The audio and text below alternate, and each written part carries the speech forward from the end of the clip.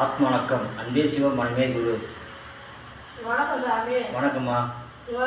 கெடுவான்னு கேடு நினைப்பான்றாங்க. என்ன இது? ஆமாம்மா, உண்மைதாம்மா. இப்போ ஒருத்தர் யாரும் நம்ம நல்லா இருந்து பிடிக்காதுமா. நம்ம நம்ம கூட உறவாடி நம்மளுக்கு கெடுப்பாங்க. நம்ம நம்ம கூட எல்லாம் உறவாடுவாங்க.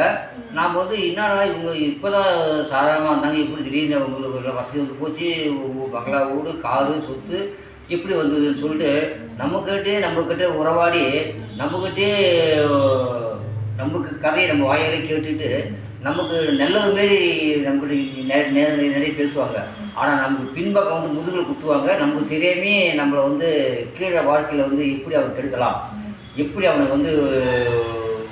சைத்திட்டம் பண்ணி அவனை வியாபாரத்தை நஷ்டப்பட வைக்கிறதோ, தொழில் முன்னேற்றம் தடுக்கிறதோ சொல்லிட்டு நம்மளை பழி வாங்குவாங்க. அந்த பழிவாங்க நோக்கத்தோடு தான் நம்மளோட பழகுவாங்க.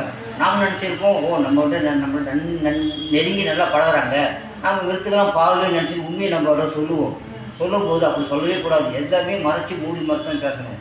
உண்மையை பேசும்போது அவங்க என்ன செய்கிறாங்க, நம்மளுக்கு நம்ம பாயிண்ட்டை வாங்கி நம்மளே கெடுத்து அழிக்கிறாங்க. அப்போ நம்மளை ஒருத்தர் நம்மளுக்கு கெடுத்தாங்கனாக்கா அவன் கெட்டுடுவான்.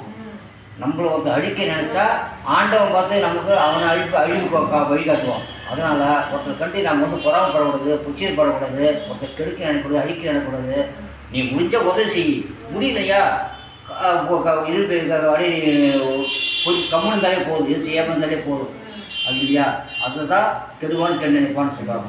நீங்கள் பார்க்குறது இல்லாமல் இது சர்ஜரி பண்ணாங்க, கேள்வி பிடிபட்டாங்க. இது எனக்கு உதவியாக இருக்குது. மீண்டும் மீண்டும் உங்களுக்கு நிறையா செய்தி கூட இதாக இருக்கும். ஆத்மா வணக்கம். அன்பு செய்யும். வணக்கம்.